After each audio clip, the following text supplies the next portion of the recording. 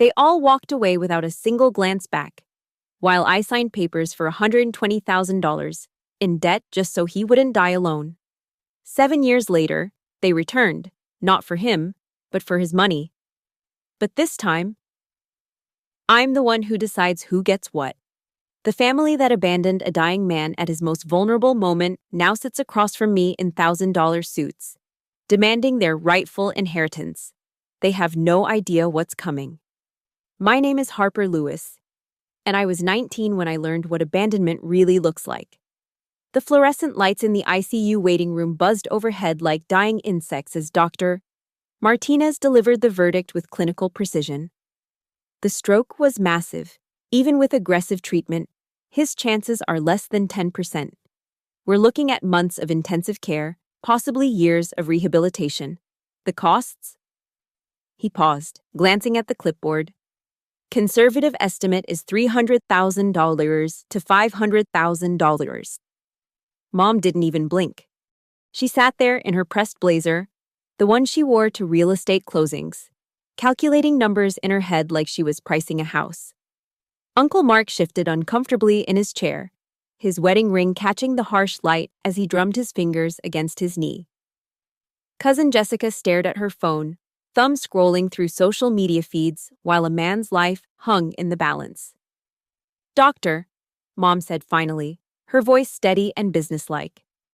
"What happens if we don't pursue treatment?" The question hung in the air like a death sentence. Dr. Martinez's expression didn't change. He'd probably heard this before, but something inside my chest cracked. This was my grandfather they were discussing, Eugene Lewis, who taught me how to change a tire when I was 12, who made pancakes every Sunday morning, who still called me Little Spark, even though I towered over him now. "Comfort care," the doctor replied. "We make him as comfortable as possible. It would be relatively quick." Uncle Mark nodded slowly. "That sounds humane." "Practical," Jessica added, finally looking up from her phone. "I mean, he's 87. He's had a good life." I wanted to scream. Instead, I found my voice, raw and desperate. "What about the insurance? Medicare?" Mom's laugh was bitter. "Insurance covers maybe 30% of this kind of care. Someone would need to guarantee payment for the rest." She looked directly at me. "Someone would need to sign financial responsibility papers." The implication was clear. None of them would. "I'll sign," I heard myself say. The room went silent except for the steady beep of machines from down the hall. Mom's perfectly manicured eyebrows rose slightly. Uncle Mark leaned forward like he'd misheard. "Harper," Mom said slowly, "you're 19. You work summers at the hardware store. You have $12,000 in your college fund. That's not even a down payment on—" I said I'll sign. Dr. Martinez studied me carefully. "Miss Lewis, you understand what this means? You'd be legally responsible for all medical expenses not covered by insurance. If your grandfather survives, you could be looking at years of debt. And if he doesn't survive, you'd still be responsible for all accrued charges."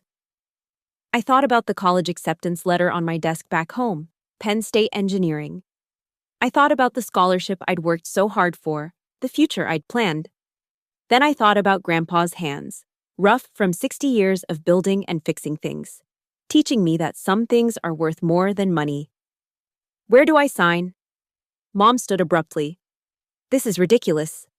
Harper, you're throwing your life away for a man who's already gone." "He's not gone. He's as good as gone. The doctor said 10% chance. That's not zero." Uncle Mark cleared his throat. "Harper, honey, be realistic. Even if he survives, what kind of life would that be? You'd be trapped, taking care of an invalid, buried in debt. You're young. You have your whole future ahead of you. My future includes him." Jessica rolled her eyes. "This is so dramatic. Grandpa would understand. He'd want you to be practical." "Would he?" I turned to face her. "Because I remember him sitting up all night when you had pneumonia in 6th grade. I remember him driving 4 hours to your high school graduation when your own father couldn't be bothered to show up. Her face flushed red. That's different. Is it? Mom gathered her purse, her movements sharp and final. We're not going to enable this martyrdom complex. Harper, if you sign those papers, you're on your own. Completely on your own. I already am. She stared at me for a long moment, and I saw something flicker in her eyes. Maybe respect, maybe disappointment. Fine, but don't come crying to us when reality hits. They left as a unit, their footsteps echoing down the sterile hallway. I watched them go, my heart pounding so hard I could hear it over the hospital's ambient noise. Then I turned back to Dr. Martinez.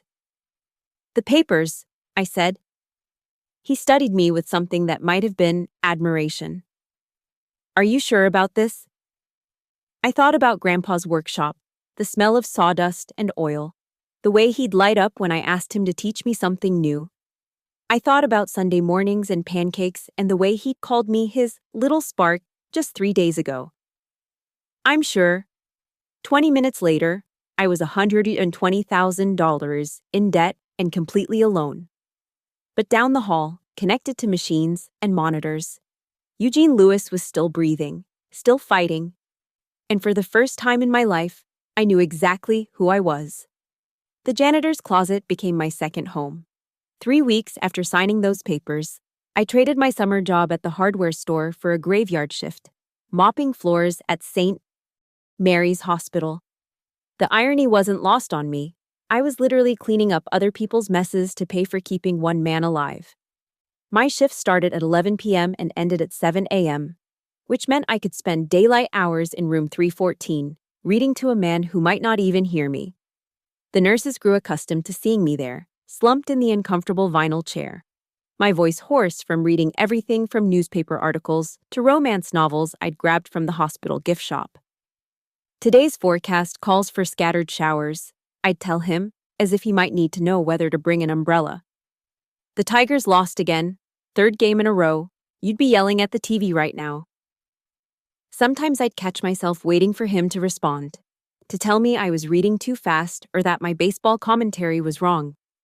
But Eugene Lewis lay motionless, his chest rising and falling with mechanical precision, machines doing what his body had forgotten how to do. The first sign of life came on a Tuesday morning in my 4th week. I was reading him a Popular Mechanics article about electric car batteries when his pinky finger twitched. Just once. So slight I thought I'd imagined it. But then it happened again. Grandpa. I leaned forward, my heart hammering. Can you hear me? Nothing. But I'd seen it. That tiny movement was everything. Dr. Martinez was cautiously optimistic. Brain activity is improving. The swelling is going down. But recovery from this kind of trauma, it's a marathon, not a sprint. A marathon I couldn't afford to run. My college fund was gone, spent on the down payment for his care. My credit cards were maxed out, covering the gap between what insurance paid and what the hospital charged. I was living on peanut butter sandwiches and whatever expired food the hospital cafeteria was throwing away. But then came the morning I walked into room 314 and found him looking at me. Actually looking. His eyes tracking my movement. Recognition flickering behind the confusion. His mouth moved, trying to form words around the breathing tube. Don't try to talk, I whispered, tears streaming down my face. Just keep looking at me, okay? Just keep fighting. The rehabilitation process was brutal. Speech therapy, physical therapy, occupational therapy. Most days he was exhausted and frustrated, struggling to remember words that had once come easily. He'd point at things and grow angry when I couldn't understand what he wanted. But slowly, like ice melting in spring, pieces of him began to return. Harper, he said one afternoon. The first clear word he'd spoken in months. My name, rusty but unmistakable. I'm here, Grandpa. I'm right here. Why? He asked, his voice barely above a whisper. Why? You stay? The question broke something inside me. Because you're family. Because you matter. Because I took his hand, feeling how thin it had become. Because someone should. He squeezed my fingers, and I knew he understood everything I wasn't saying. The hospital discharged him after 6 months, with a list of medications longer than my arm and instructions for continued outpatient therapy. I found us a 1-bedroom apartment 3 blocks away, the cheapest place that would take someone with my credit score. The security deposit cleaned out my checking account, but it was ours. Our new life was simple, by necessity. The living room held a hospital bed I'd bought secondhand, a recliner from Goodwill, and a TV that only got basic channels. The kitchen table doubled as my desk where I spread out community college applications and financial aid forms. I'd missed my chance at Penn State, but maybe I could still salvage something from the wreckage. "You're angry," Grandpa observed one evening, watching me struggle with calculus homework while he did physical therapy exercises with rubber bands. "I'm not angry. At them. Your mother, Mark, Jessica." I set down my pencil. "They left you to die. They left us both." He stretched the resistance band, his movements deliberate and measured. "But anger? It's like carrying hot coals. Burns you more than them. So I should just forgive them? Forgive, no. Forget, no. But let it fuel you, not consume you." He met my eyes. "You know what I learned in that hospital bed? When you can't move, can't speak, can't do anything but think, I learned that some people are builders and some people are takers. Builders create value. Takers just take." Over the following months, as his strength returned, so did his mind. The sharp intelligence that had built a successful contracting business began to surface again. He taught me to read electrical schematics, to understand the logic behind circuit boards, to see problems as puzzles waiting to be solved.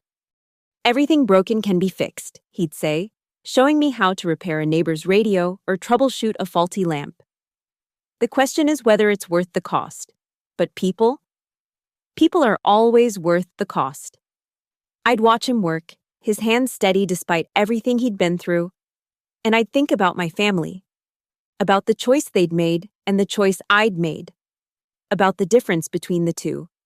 Late at night, after he'd fallen asleep in his chair, I'd sit at the kitchen table and plan, not just for tomorrow or next week, but for the future. For the life we'd build together from the ashes of the one they'd tried to burn down. I was learning something my family had never understood. That real strength isn't about what you can take. It's about what you're willing to give, and what you're willing to sacrifice for the people who matter. The debt was crushing. The work was exhausting. The future was uncertain. But for the first time in my life, I wasn't alone. The final message arrived on a Tuesday evening, 3 months after Grandpa came home from the hospital. I was helping him with his physical therapy exercises when my phone buzzed with a text from my mother. "We've discussed this as a family. Your decision to bankrupt yourself for a lost cause shows poor judgment we can't support. Don't contact us again. Don't expect anything from us ever again." I stared at the screen, reading the words twice before they sank in. Grandpa noticed my expression and paused, his arm stretches. "What is it?" I showed him the message. He read it slowly, his jaw tightening with each word. Then he handed the phone back to me, without comment. "Grandpa, they were never your family," he said quietly. "Family doesn't abandon ship when the waters get rough." But it wasn't just the message. Over the following weeks, I discovered the full extent of their rejection. The shared cell phone plan I'd been on since high school? Canceled. The joint savings account Mom had helped me open for college? Closed, with the remaining $347 transferred to an account I couldn't access. The credit card I'd had for emergencies, the one with Mom as a cosigner? Terminated. I called the bank, thinking there had been some mistake. "I'm sorry, Miss Lewis," the customer service representative said. "The account holder requested removal of all authorized users. There's nothing we can do." "But I am her daughter. I understand this is difficult, but legally, she has every right to close accounts she opened." I hung up and stared at the pile of bills on our kitchen table. Hospital payments, rent, utilities, groceries. The math was simple and terrifying. I was bringing in $200 a month from my hospital job, and our expenses were $800. Every month, I was drowning a little more. The eviction notice came 6 weeks later. 30 days, I told Grandpa, trying to keep my voice steady. We have 30 days to find the back rent or find somewhere else to live. He was sitting in his chair, working on a puzzle, something his occupational therapist had recommended to help with fine motor skills. He didn't look up when he spoke. How much do we owe? $100 plus next month's rent if we want to stay. And how much do we have? I laughed, but there was no humor in it. $43. He set down a puzzle piece and looked at me. Harper, I want you to listen to me very carefully. You can walk away from this. You can call your mother, apologize, and go back to your old life, go to college, be 19. You don't have to carry this burden. They don't want me back. They would take you back. You're their daughter, but you'd have to abandon me to do it. The words hung between us like a challenge. I thought about my dorm room at Penn State, the one I'd never occupied, about the friends I'd lost touch with, the life I'd given up, about the crushing weight of debt that followed me everywhere. Then I thought about the morning I'd found him looking at me in the hospital, about the way he'd said my name like it was the most precious thing in the world. I'm not abandoning you, even if it means living in a car. Even then, he smiled, and for the first time in months, it reached his eyes. Good. Because I have an idea. The idea was audacious and desperate in equal measure. Grandpa had been thinking about our financial situation with the same methodical approach he'd once used to estimate construction jobs. He'd been watching me struggle with basic household repairs, a leaky faucet, a broken outlet, a temperamental heater, and he'd seen an opportunity. Half the people in this building don't know how to change a light bulb, he said. The other half are too proud to admit it, but they'd pay someone to do it. You want me to become a handyman? I want you to become a businesswoman. There's a difference. We spent the next week crafting flyers on the library's free computer, advertising Lewis Home Services for basic repairs and maintenance. I was terrified. I'd barely learned to use a screwdriver properly. And now I was supposed to charge people for fixing their problems? Confidence, Grandpa told me. Half of any job is showing up and acting like you know what you're doing. The other half is being willing to learn when you don't. Our first call came from Mrs. Patterson in 4B. Her garbage disposal had stopped working, and she was desperate. I showed up with Grandpa's old toolbox, my hands shaking as I unscrewed the unit's bottom panel. It's just a jam, I told her, trying to project confidence I didn't feel. Probably a piece of food stuck in the grinding chamber. It was a piece of food, a chicken bone wedged in the mechanism. 20 minutes later, the disposal was humming happily. And Mrs. Patterson was pressing a $50 bill into my hand. You're a lifesaver, she said. My nephew said it would cost $200 to fix. Walking back to our apartment, I felt something I hadn't experienced in months. Hope. Not just because of the money, though that helped, but because I'd solved a problem. I'd created value where none existed before. First rule of business, Grandpa said when I showed him the money, always under-promise and over-deliver. Mrs.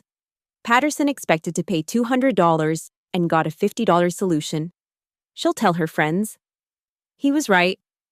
Word spread through our building, then to the neighboring buildings. Loose door handles, squeaky hinges, broken cabinet latches. Problems that seemed impossible to me became routine fixes under Grandpa's patient guidance. But the real breakthrough came when I couldn't reach a call. Mr. Rodriguez in 2A had a problem with his electrical outlet, and I knew enough to know I was in over my head.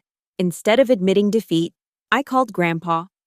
Put me on speaker, he said. I'll walk you through it.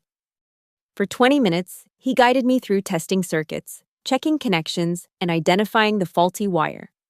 When the outlet sparked back to life, Mr. Rodriguez was amazed. How did you know to do that? My grandfather taught me, I said.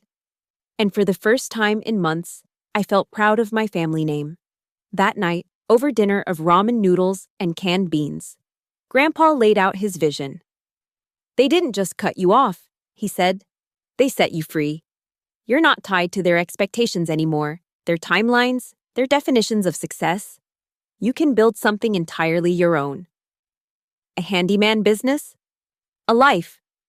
A future? Something that belongs to you and no one else. I looked around our tiny apartment, at the bills still scattered on the table, at the man who'd chosen to believe in me when no one else would. What if I fail? Then you'll fail forward. Every mistake is just data. Harper, information you can use to make better decisions next time. Outside, I could hear the city humming with life, full of people with problems they needed solved. For the first time since signing those hospital papers, I felt like I might actually survive this. More than survive, I might even thrive. The warehouse job came with a uniform that smelled like motor oil and concrete dust, but it paid $15 an hour and didn't ask questions about my credit score. I'd work there from 6 a.m. to 2 p.m., then rush home to grab lunch with Grandpa before heading to my evening handyman calls. Sleep became something I squeezed in between obligations. 4 hours here and there when exhaustion finally overtook anxiety. You're going to burn out, Grandpa warned, watching me stumble through the door at midnight after fixing a neighbor's broken washing machine. The human body isn't designed to run on fumes. The human body also isn't designed to owe $120,000 in medical debt, I replied, collapsing into the chair beside his bed. But here we are. He was quiet for a moment, then reached over and touched my hand. Tell me about the washing machine. I described the problem, a faulty door latch that had kept the cycle from completing. It should have been a simple fix, but the part was discontinued. Instead, I jury-rigged a solution using a spring from a broken clipboard and some creative rewiring. Innovation, Grandpa said, his eyes lighting up. That's not just fixing, that's engineering. You saw a problem that didn't have a conventional solution and you created one. I got lucky. Luck is preparation meeting opportunity. You've been preparing, even if you don't realize it. The next morning, he showed me what he meant. Spread across our kitchen table were dozens of sketches, rough drawings of devices and mechanisms I'd never seen before. Some looked like medical equipment, others like household gadgets. I've been thinking, he said, about all the problems we've encountered. The outlet tester that wasn't sensitive enough, the pipe wrench that couldn't reach tight spaces, the door locks that were too complicated for arthritic hands. I picked up one of the sketches. It showed a simple device with a large button and what looked like a small antenna. What's this one? Emergency alert system. For people like me, you press the button, it calls for help automatically, but not just to 911, to family, neighbors, whoever you program it to contact. That exists already. Life Alert. Life Alert costs $50 a month and requires a landline. This would be different. Cheaper, smarter. He pointed to another sketch. And this one detects falls. Automatically. No button to press. I studied the drawings with new eyes. They weren't just doodles, they were solutions. Real, practical solutions to problems I'd witnessed firsthand during our months of struggle. Grandpa, these are brilliant, but we don't have money to develop anything like this. No, but we have something better. We have knowledge. We have need. And we have time.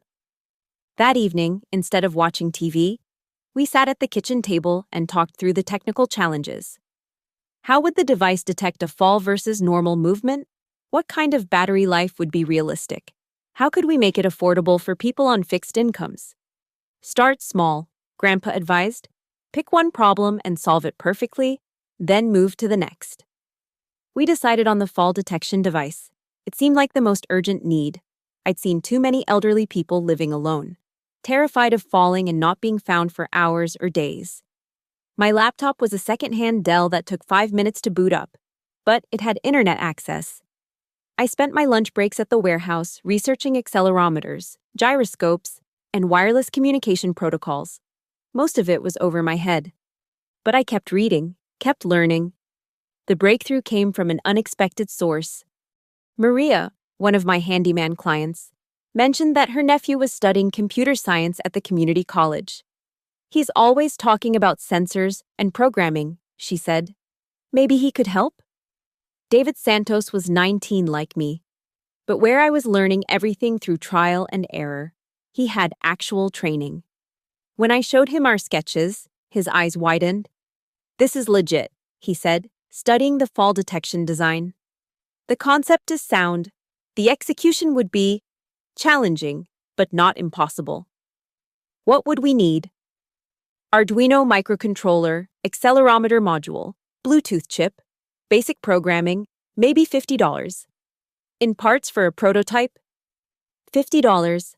I'd spent more than that on a single grocery run. But $50 was also 2 handyman jobs, or 3 days of lunches, or the gas money I needed to get to work. Let's do it, I said. David worked on the programming while I handled the hardware assembly. Grandpa supervised, offering suggestions and catching mistakes before they became expensive problems. Our first prototype was crude. A circuit board the size of a deck of cards connected to a smartphone via Bluetooth. It doesn't look like much, David admitted, watching the device's LED blink as it calibrated. Most important things don't, Grandpa replied.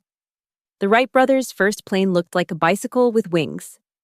We tested it obsessively. I wore it while doing jumping jacks, while walking, while deliberately falling onto our couch. The device learned to distinguish between normal movement and sudden, dramatic changes that indicated a fall. It works, I breathed, watching the prototype successfully detect its 100th test fall. It actually works. Now what? David asked. Grandpa smiled. Now we make it better. Then we make it cheaper. Then we make it available to people who need it. The next 6 months were a blur of 18-hour days and calculated risks. I'd work my warehouse shift, then spend afternoons with David refining the device's algorithms while Grandpa researched manufacturing costs and regulatory requirements. We moved from our kitchen table to the warehouse's break room, then to David's garage when his parents offered us space. Our prototype evolved from a clunky circuit board to a sleek device the size of a watch. We need a name, David said one evening, watching our latest version successfully detect a simulated fall. Safeguard, I said without hesitation. Safeguard Tech. Grandpa nodded approvingly. It says what it does. Simple. Honest. Our first real test came when Mrs. Patterson agreed to wear the device for a week. She was skeptical at first. More gadgets, she muttered, but curious enough to try. On day 4, she called me in tears. Harper, I fell in my bathroom. I couldn't get up. I thought I was going to die there. Her voice shook. But that little device, it called you automatically. You saved my life. That night, I sat in our tiny apartment, holding the device that had successfully summoned help when it was needed most. For the first time since signing those hospital papers, I felt like I was building something bigger than just survival. You know what this means? Grandpa asked. What? You're not just fixing problems anymore. You're preventing them. You're not just surviving. You're creating value that didn't exist before. Outside, the city hummed with its usual energy. But inside our small apartment, something had changed. We weren't just getting by anymore. We were building something that mattered, something that could change everything. The first order came from Sunset Manor, a nursing home across town whose director had heard about our device through Mrs. Patterson's daughter. 25 units. It seemed impossibly large after months of building prototypes one at a time in David's garage. Can we even make 25? I asked, staring at the purchase order that represented more money than I'd seen in 2 years. We'll figure it out, Grandpa said. But I could see him calculating costs in his head. The question is, do we want to stay small and safe, or do we want to grow? Growing meant risk. It meant investing our meager savings in bulk components, gambling that we could deliver a professional product on time. It meant sleepless nights and the possibility of spectacular failure. Growth, I said without hesitation. We converted David's garage into a proper assembly line. I quit my warehouse job, a terrifying decision that meant betting everything on Safeguard Tech's success. David graduated from community college and joined us full-time. We hired his sister Rosa to help with assembly and testing. The first batch of 25 devices shipped on schedule. The second order, from a different nursing home, was for 50 units, then 100. Word was spreading through the eldercare community about the young woman who'd built a better mousetrap. Local news wants to interview you, Rosa announced one morning, waving a sticky note with a phone number. Something about young entrepreneurs. The interview aired on a Tuesday evening. I watched myself on our old TV, talking about Safeguard Tech's mission while standing in what the reporter called the humble garage where innovation meets compassion. They showed footage of our assembly line, of Grandpa explaining the device's features, of me demonstrating how quickly it could summon help. Harper Lewis is just 21, the anchor said, but she's already revolutionizing senior care technology. From janitor to CEO, her story proves that American ingenuity is alive and well. The segment was only 3 minutes long, but it changed everything. My phone rang constantly for the next week. Nursing homes, assisted living facilities, individual families. Everyone wanted to know about the device that had helped save Mrs. Patterson's life. We need to incorporate, Grandpa said, watching me field our 100th call of the day. This is bigger than a garage operation now. He was right. We were processing orders for thousands of units, had hired 12 employees, and were fielding calls from investors who wanted to discuss scaling opportunities. The informal partnership between me, David, and Rosa had evolved into something that needed lawyers, accountants, and official paperwork. Safeguard Tech, Inc. was officially founded on a rainy Thursday in October. With me as CEO, David as CTO, and Grandpa as Chief Technology Advisor. The title made him laugh. 70 years old, and I'm finally achieved something, he said, signing the incorporation papers with hands that had grown steadier with each passing month. The first big investor meeting was held in a downtown conference room that cost more per hour than I used to make in a week. 5 men in identical suits listened as I presented our growth projections, market analysis, and competitive advantages. Ms. Lewis, one of them said, "This is impressive work. But you're very young to be running a company of this size. Have you considered bringing in more experienced management?" The question hit like a slap. I'd been preparing for technical challenges, manufacturing hurdles, regulatory compliance issues. I hadn't been prepared for someone to question whether I deserved to run the company I'd built. "I appreciate the concern," I replied, my voice steady despite the anger rising in my chest. But I didn't build Safeguard Tech to hand it over to someone else. I built it to solve problems that matter to people I care about. Business isn't just about good intentions, another investor said. It's about execution, scaling, market penetration. These are skills that typically require years of experience. You're right, I said, standing up and gathering my presentation materials. Business is about execution. In the past 18 months, I've taken this company from $0 to $2.3 million in revenue. I've built a team of 15 people, established relationships with 47 nursing homes, and created a product that's prevented 32 medical emergencies. That's not experience, that's results. I walked out of the meeting, my hands shaking with adrenaline and fury. In the elevator, I called Grandpa.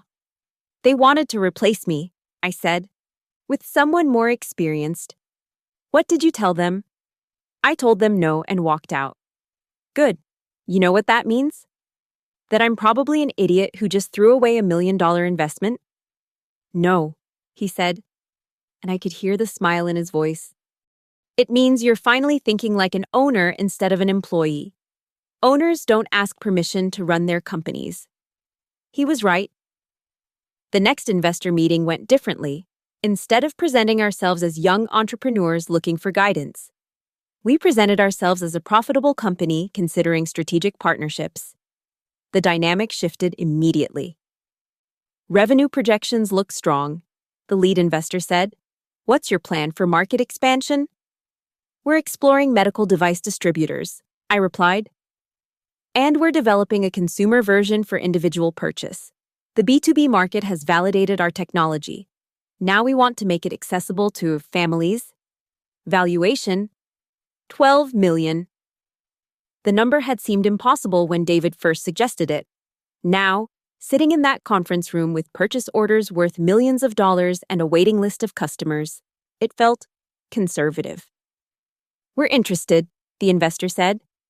But we'd want a significant equity stake, 30%, 15%, I countered, and we maintain majority control, 20%, deal.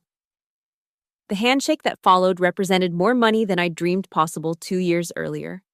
But more importantly, it represented validation.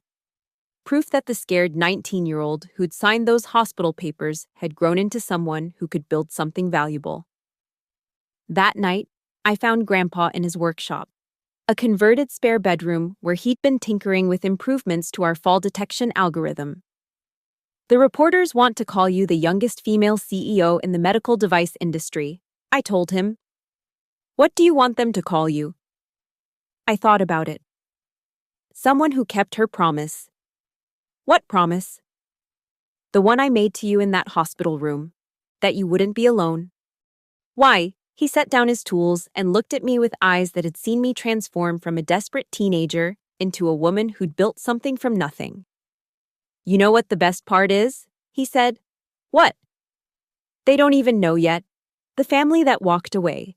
They have no idea what they lost when they lost you. Outside, the city sparkled with possibilities. Inside our expanded workspace, 15 employees were building devices that would keep people safe.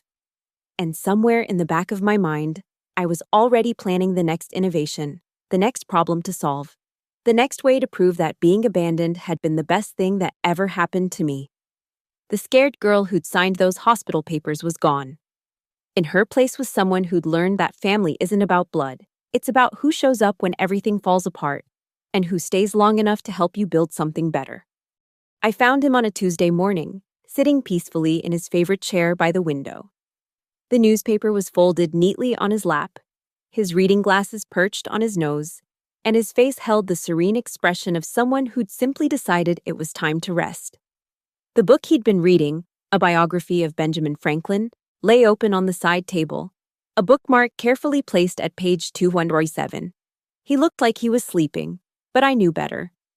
Eugene Lewis had left as quietly as he'd lived, without fuss or drama, in the golden morning light that streamed through our apartment windows. Grandpa, I whispered, even though I knew he couldn't hear me, even though I knew he was gone. I sat down in the chair across from him, the same spot where I'd read to him during those first terrifying weeks in the hospital. For a moment, I let myself imagine he might open his eyes and ask me about the day's news, or suggest we work on improving the battery life of our latest prototype.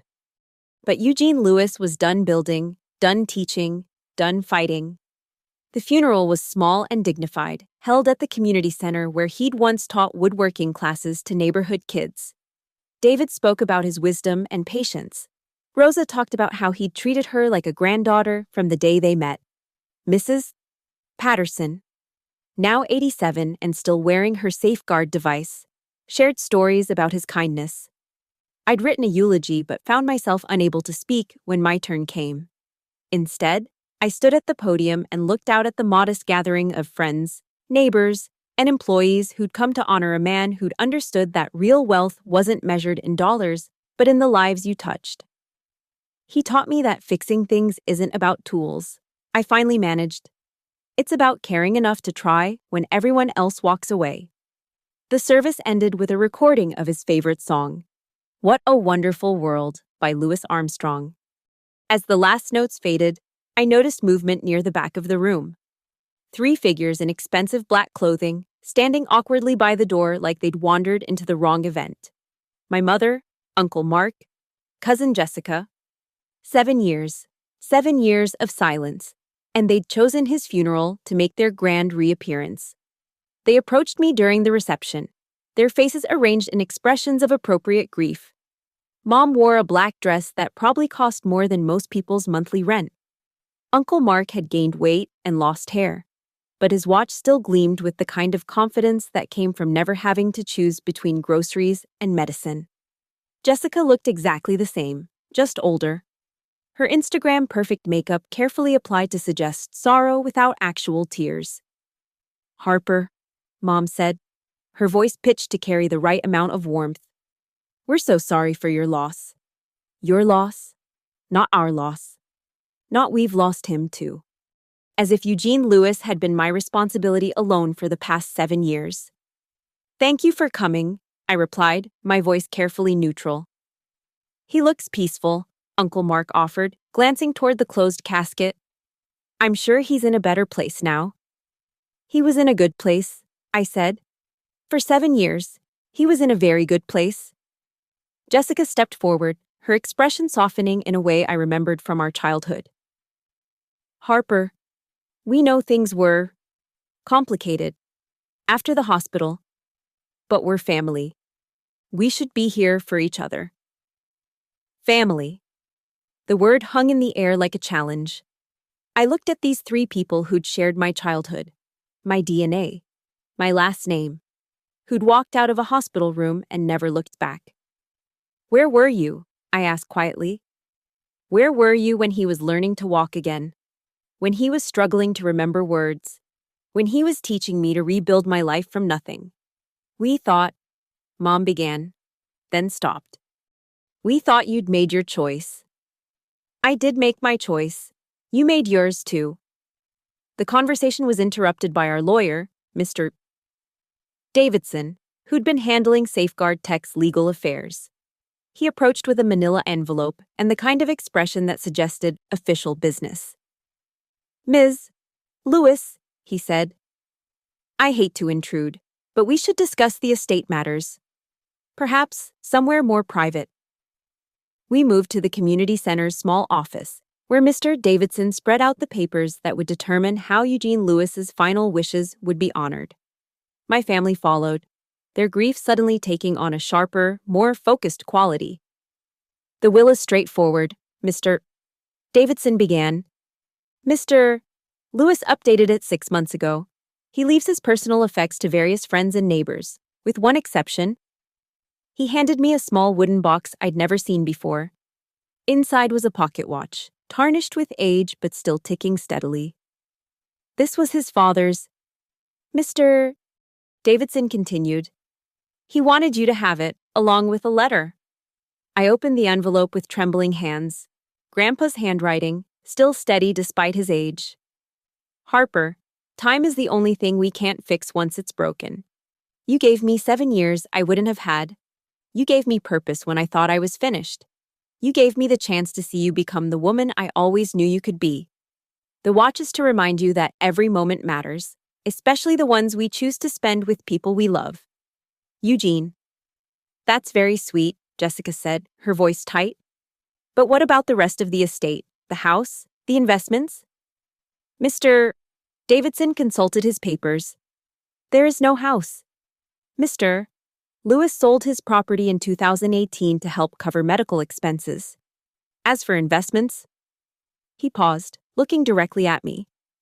"The entirety of Mr. Lewis's estate, including his 15% stake in Safeguard Tech, his savings, and his personal belongings, is left to Harper Lewis with the following stipulation." My mother leaned forward. "What stipulation?" "That she use the inheritance to continue building things that matter, and that she never forget the difference between people who show up and people who don't." The room fell silent except for the ticking of the watch in my hands. My family's faces went through a series of expressions: confusion, realization, and finally, barely contained rage. 15% of Safeguard Tech? Uncle Mark's voice was sharp. "How much is that worth?" I could have lied, could have downplayed the company's value, minimized what they'd lost by walking away. Instead, I told the truth. Based on our last valuation, about $1.8 million. The silence that followed was deafening. I watched my mother's face transform as she calculated what they'd forfeited by abandoning us. Watched Uncle Mark's jaw tighten as he realized how much money had been sitting in that hospital room 7 years ago. Watch Jessica's careful composure crack as she understood the magnitude of their mistake. "This is ridiculous," Mom said finally. "He was our father, our blood relative. You can't just steal a man's fortune because you played nurse for a few years." "I didn't steal anything," I replied calmly. "I earned it. Every dollar, every sleepless night, every moment of doubt. I earned it by showing up when you walked away." "We'll contest this," Uncle Mark said, standing abruptly. "No court would uphold a will that disinherits legitimate family members in favor of..." "In favor of what?" I stood too, the watch still ticking in my palm. "Someone who cared enough to stay, someone who sacrificed everything to give him a chance to live." "You manipulated him," Jessica accused. "You isolated him from his real family." "His real family isolated themselves." Mr. Davidson cleared his throat. "If I may, there's one more item." He produced a tablet and placed it on the desk. "Mr. Lewis recorded a video message 6 months ago. He asked that it be played in the event of any disputes regarding his will." The screen flickered to life, and there was Grandpa, sitting in his workshop, looking directly into the camera with the same steady gaze that had guided me through 7 years of building something from nothing. "If you're watching this," he said, "it means my family has decided to fight for money they never earned from a man they abandoned to die. Let me be clear, Harper Lewis saved my life, not just in the hospital, but every day after. She gave up her future to give me one. She worked 3 jobs to pay for my medicine. She slept in hospital chairs and ate peanut butter sandwiches so I could have dignity in my final years." His voice grew stronger. "I watched her build a company from nothing, not because she wanted to get rich, but because she wanted to solve problems that mattered. I watched her become a leader, an innovator, a woman who creates value instead of just taking it. The people watching this video had the same opportunity to show up, to sacrifice, to prove they were worthy of what I'm leaving behind. They chose not to." He leaned forward, his eyes blazing with conviction. "Harper Lewis is my heir because she earned it, because she showed up when no one else would, because she understood that family isn't about blood, it's about who you can count on when everything falls apart." The video ended, leaving us in a silence that felt like judgment. My mother was the first to speak, her voice brittle and broken. "We'll contest this. We'll fight it." "Good luck," I said, closing the watch and slipping it into my pocket. "You'll need it." They left as they'd arrived, together, unified in their anger, bound by their shared sense of injustice. But this time, I wasn't the 19-year-old girl they'd abandoned. I was a woman who'd built something valuable from the ashes of their rejection. I was Eugene Lewis's granddaughter in all the ways that mattered. And I was just getting started. The law office of Kellerman and Associates occupied the 32nd floor of a downtown skyscraper, its floor-to-ceiling windows offering a view of the city that seemed designed to intimidate. I arrived 15 minutes early, wearing the navy suit I'd bought for investor meetings, Grandpa's pocket watch a reassuring weight in my jacket pocket. My family was already there, clustered around a mahogany conference table that could have seated 20. They'd brought reinforcements, a sharp-eyed attorney in a $1,000 suit who looked like he specialized in contested wills, and a man I didn't recognize who kept taking notes on a yellow legal pad. "Harper," Mom said as I entered, her voice carrying the kind of forced warmth she'd once used with difficult real estate clients. "Thank you for coming." "I was summoned," I replied, taking a seat across from them. "By court order." Their attorney, a man named Richardson, opened his briefcase with theatrical precision. "Ms. Lewis, my clients have asked me to represent them in contesting your grandfather's will. They believe there are grounds to challenge the document's validity, such as undue influence, isolation of the deceased from his family, potential coercion." He slid a thick folder across the table. "We've documented numerous instances where you may have manipulated an elderly, vulnerable man for financial gain." I opened the folder and scanned the contents. Bank statements showing the medical expenses I'd covered, hospital records documenting Grandpa's condition, screenshots of Safeguard Tech's financial statements, Even photos of our small apartment, presented as evidence of my calculated manipulation. This is impressive, I said, closing the folder. You've managed to turn 7 years of sacrifice into a criminal conspiracy. We're not accusing you of anything criminal, Uncle Mark interjected. We just think Dad wasn't in his right mind when he made these decisions. The stroke, the medications, the isolation from family.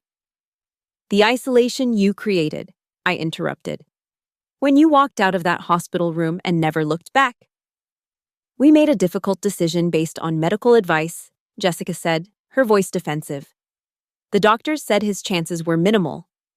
The doctors said 10%. You decided that wasn't worth fighting for. Richardson leaned forward. Ms. Lewis, regardless of past family dynamics, the fact remains that a man who suffered a massive stroke, who was dependent on medications that can affect cognitive function, who was isolated from his biological family for 7 years, made decisions that seem disproportionate to your actual relationship. My actual relationship? You were his granddaughter, one of several family members with equal claim to his affection and his estate. Yet somehow, you managed to secure 100% of his assets. The accusation hung in the air like a challenge. I looked at these people who'd shared my childhood, who'd taught me to ride bikes and helped with homework, who'd once felt like family. Now they sat across from me like strangers, united only by greed and the bitter realization of what they'd lost. Mr. Richardson, I said calmly, I'd like to show you something. I opened my briefcase and pulled out a manila folder of my own. Inside were 7 years of documentation, not the carefully selected evidence they'd presented, but the complete story of what sacrifice actually looked like. These are the receipts from his medications, I said, spreading them across the table. $437 per month, every month, for 7 years. Paid out of my wages from mopping floors at the hospital. I added another stack. Physical therapy bills, speech therapy, occupational therapy, home health aid services for the days when I couldn't take off work. More papers. Grocery receipts, utility bills, rent payments, all the mundane, boring expenses of keeping a human being alive and comfortable. The table was covered now with the financial archaeology of devotion. This is what undue influence looks like, apparently. Working 3 jobs to pay for someone else's survival, sleeping 4 hours a night so you can build a business that might cover medical expenses, giving up college, giving up friends, giving up any semblance of a normal life because you made a promise to someone who was dying. Richardson shuffled through the papers, his expression growing less confident. Financial support doesn't negate the possibility of manipulation. You're right, I said. So, let's talk about manipulation. I pulled out my phone and placed it on the table. I have 17 voicemails from my mother, all from the past 2 weeks. Would you like to hear them? I pressed play on the first message. Mom's voice filled the room, saccharine and desperate. Harper, sweetheart, I know we've had our differences, but family is family. We should work this out together, don't you think? I'm sure we can find a solution that makes everyone happy. The second message was less sweet. Harper, this is getting ridiculous. You can't seriously believe you deserve everything Dad worked for. We're his children. We have rights. By the 7th message, the mask had slipped completely. You manipulative little bitch. You think you're so smart, but we see right through you. You isolated him from his real family, and now you're trying to steal what's rightfully ours. This isn't over. I stopped the recording and looked at Richardson. Which one of us sounds manipulative? The lawyer's jaw tightened. Emotional distress doesn't invalidate their claim, doesn't it? I stood up and walked to the window, looking out at the city where I'd built something from nothing. Let me tell you what actually happened in that hospital room 7 years ago. Your clients were presented with a choice: sacrifice everything for a 10% chance, or walk away and let an old man die alone. They chose to walk away. I chose to stay. I turned back to face them. They chose to cut contact completely, to close bank accounts, cancel phone plans, make it clear that I was dead to them if I didn't abandon him.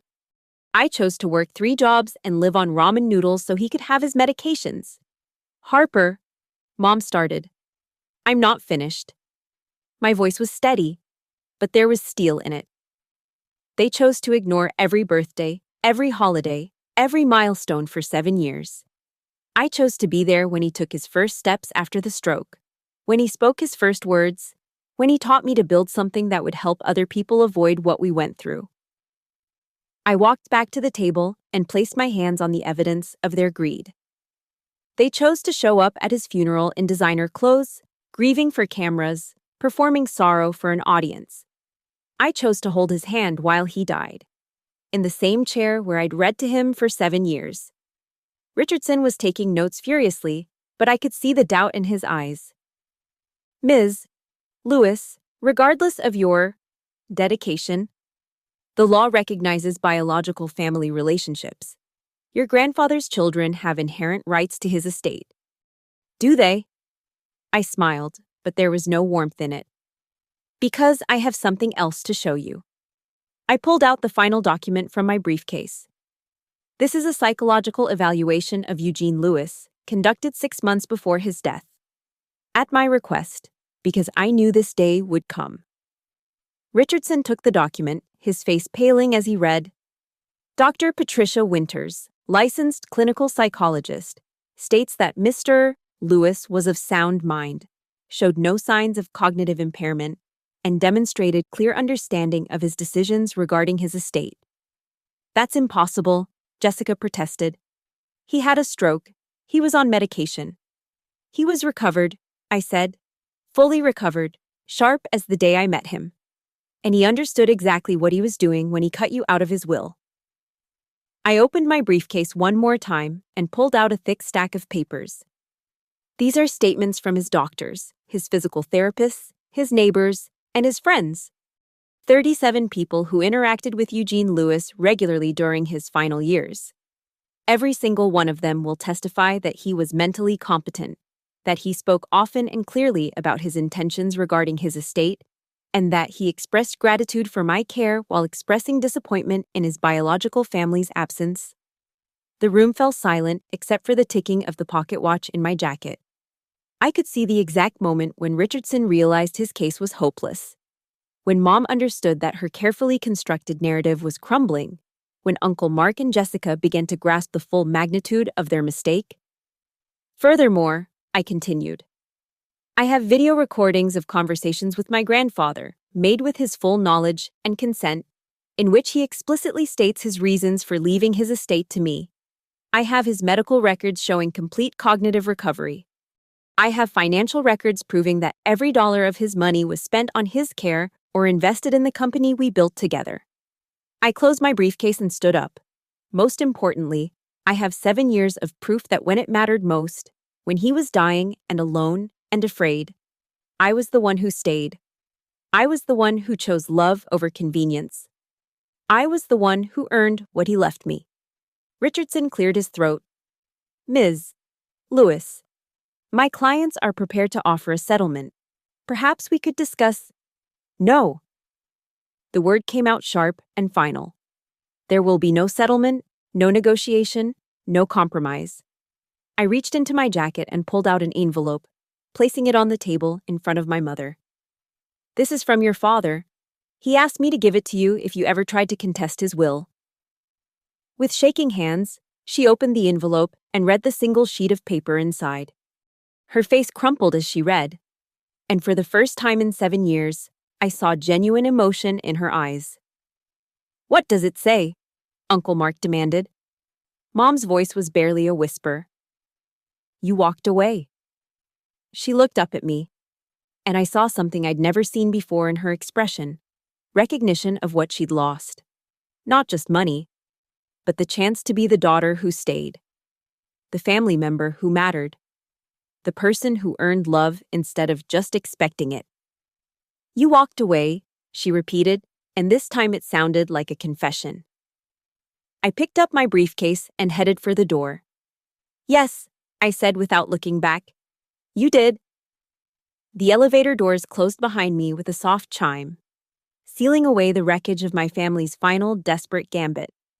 Through the polished steel, I caught my reflection, 26 years old, wearing a suit that cost more than I used to make in a month, carrying myself with the quiet confidence of someone who'd learned to build instead of just take. Grandpa's pocket watch ticked steadily in my jacket, marking time that no amount of money could buy back. The lobby was bustling with the usual downtown energy. Lawyers rushing to meetings, executives closing deals, people building and breaking fortunes with handshakes and signatures. I walked through it all, feeling oddly detached, like I was watching a movie of someone else's life. My phone buzzed with a text from David. "How did it go?" "Over," I typed back. "Completely over." "Drinks to celebrate?" I paused, considering. A year ago, I might have said yes, might have wanted to drown the complicated emotions in alcohol and loud music. But standing in that lobby, surrounded by the machinery of ambition and greed, I realized I didn't want to celebrate. I wanted to remember. "Rain check," I replied. "I need to make a stop first." The cemetery was quiet in the afternoon light, the kind of peaceful that only comes when the world slows down enough to let you think. I found Grandpa's grave easily, a simple headstone with his name, dates, and the inscription I'd chosen. He taught others to build. I sat down on the grass beside the marker, not caring about my expensive suit or the dampness seeping through the fabric. For the first time in weeks, I felt like I could breathe. "It's done," I said aloud, my voice carrying across the empty rows of stone. "They tried to take it all, but it's done." A breeze rustled through the oak trees overhead, and I imagined it was his voice, telling me he was proud, telling me that justice wasn't about revenge, it was about consequences finally catching up to choices made long ago. "I keep thinking about what you said," I continued, pulling out the pocket watch and letting it rest in my palm. "About builders and takers, about how some people create value and others just take." The watch ticked steadily, a sound that had become as familiar as my own heartbeat. They took 7 years to realize what they'd lost. 7 years to understand that walking away from someone who needs you means walking away from everything that made you worth knowing. I thought about my mother's face when she read his final letter. The way understanding had dawned like a terrible sunrise, showing her the full landscape of her mistake. The way she'd looked at me, not with anger anymore, but with something that might have been respect. Or maybe just recognition that I'd become someone she no longer had the right to underestimate. "I'm not angry anymore," I said, surprising myself with the truth of it. I thought I would be. I thought winning would feel like revenge. But it just feels like completion. Like the last piece of a puzzle clicking into place. The sun was setting, painting the sky in shades of gold and amber. Somewhere across town, my family was probably trying to figure out their next move, calculating whether an appeal was worth the cost.